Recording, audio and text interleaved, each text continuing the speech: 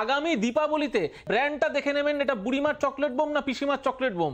বুড়িমার chocolate bomb হলে ঠিক আছে, পিসিমার চকলেট বোম হলে কিন্তু লাশ পড়ে যেতে পারে। প্রতিনিয়ত পশ্চিমবঙ্গে আমরা বিভিন্ন জায়গায় দেখেছি, বিভিন্ন তৃণমূলের নেতার বাড়িতে দেখেছি এরকম বোমা পাওয়া যাচ্ছে এবং সেখান থেকে যখন বিস্ফোরণ হচ্ছে তখন মানুষ মারা যাচ্ছে, ঝলসানো লাশ, ঝলসানো দেহ দীর্ঘ দূরে গিয়ে পড়ে ছিটকে পড়ে আছে।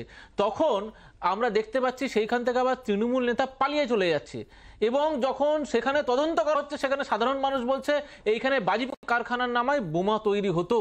আমরা আগেও বলেছি এইটা কিছুই না, একটা নেট প্র্যাকটিস চলছে। এই বোমাগুলো মজুত করা হচ্ছে একমাত্র এই নির্বাচনের হিংসার কাজে লাগানো হবে বলে।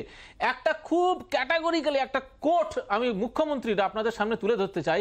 যখন কয়েকদিন আগে এরকম একটা ঘটনা ঘটলো তখন কি বলা হলো, ভূপতিনগরের ঘটনা নিয়ে, যে ওটা চকলেট বোম ছিল।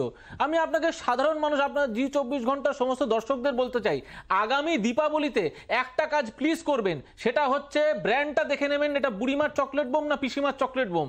বুড়িমার চকলেট বোম হলে ঠিক আছে, পিসিমার চকলেট বোম হলে কিন্তু লাশ পড়ে যেতে পারে। সিবিআই হোক, ইডি হোক বা এনআই হোক, কেউই লগ্ন দেখে ওখানে তদন্ত করতে যাবে না বা লগ্ন দেখে ওখানে সার্চ করতে যাবে না। ভোটের সময় ইস্যু জিইয়ে রাখা তৃণমূল কংগ্রেসের বক্তব্য। কার বাড়ির মেঝের তলায় বলুন তো এরকম অস্ত্র রেখে দেয়?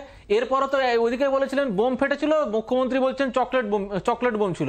এবারে তো উনি বলবেন না ওগুলো অস্ত্র নয়, ওগুলো বোধহয় ফল কাটা ছুরি ছিল, এরকম কিছু একটা অজুহাত দিতে যাবেন। প্রথম দিন থেকে সন্দেশখালীর ঘটনাকে ধামাচাপা দেওয়ার চেষ্টা করেছে তৃণমূলের মুখ্যমন্ত্রী এবং ক্যাটাগরিক্যালি মঞ্চ থেকে সন্দেশখালীর এই শেখ শাহজাহানকে উনি রীতিমতো ডিফেন্ড করেছেন।